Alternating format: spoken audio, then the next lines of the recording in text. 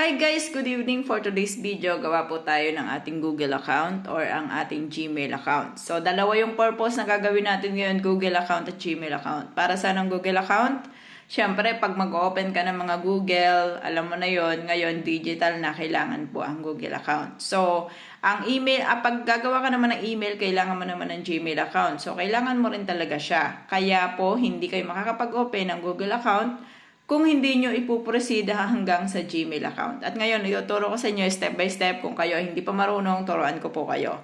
Step by step to guys, kaya panoorin nyo lang. Siyempre, nandito na tayo sa PC natin. Imagine nyo PC natin to or laptop nyo yan. So, hanapin nyo lang ang logo ng Google Chrome.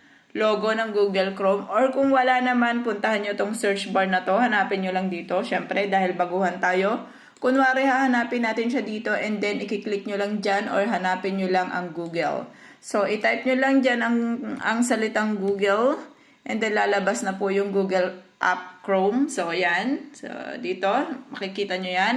So, i-click nyo lang po yan at pag na-click nyo, lalabas na po yung mga iba't ibang Google account or Gmail account nyo. So, yan po yung sa akin kasi, pero gagawa tayo ng bago.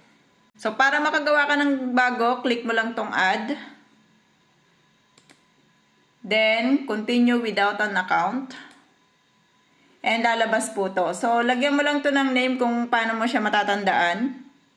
So, yan, nilagyan ko siya. Pwede. And then, click done. Pero kung gusto nyo ring i-customize like yung mga ganito dito, so, i-click nyo lang yan.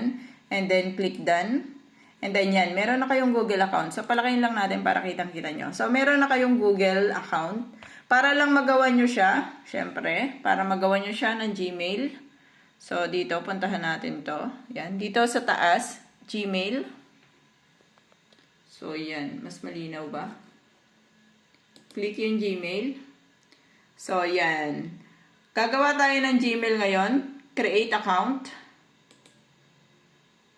So, create account tayo for my personal use, for my child, for work, or my business. So, sa akin kasi is for my personal use. So, dito i-type nyo lang yung first name nyo and yung last name nyo. So, itong last name optional siya. Pwede nyo dilagyan. And then, click next. Then, yung birthday nyo. After may type ang birthday at saka ang gender, so, kailangan nyo lang ding i-click next. Then, yan ang lalabas.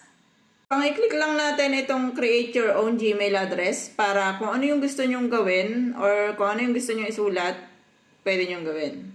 So, yun yung gawin. Then, hit next kapag tapos na. So, kapag ganito, ibig sabihin, kailangan daw ay 6 to 30. So, dadagdagan lang natin siya. So, ito nga guys, at dahil nahirapan ako, so ito na lang yung pinili ko, pwede.mb. So, click next. Then, password, then confirm, then click nyo yung next. Next phone number, and then click next. At doon na nga guys, nagtatapos ang ating vlogs for today. At yan na nga po, pinakita ko sa inyo yung step-by-step procedure kung paano nga gumawa ng ating Google kasama ng ating email account. So, explore nyo lang kasama yung mga profile, paano ba maglagay ng profile. So, open nyo lang yung inyong Gmail account like this. Thank you so much guys and have a nice day. So, step by step tayo. Hanapin natin yung mga tutorial na gusto nyo.